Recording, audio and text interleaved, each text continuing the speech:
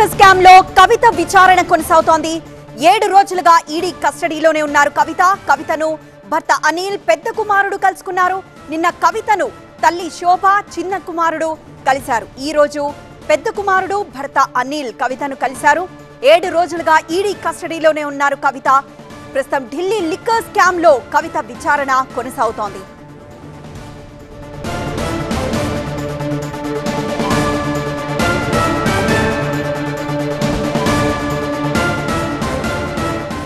Right, Delhi liquor scam లో ఇంకా కవిత విచారణ కొనసాగుతోంది. 7 రోజులుగా ఈడీ కస్టడీలోనే ఉన్నారు కవితను భర్త అనిల్ పెద్ద కుమారుడు ఈ రోజు కలిశారు.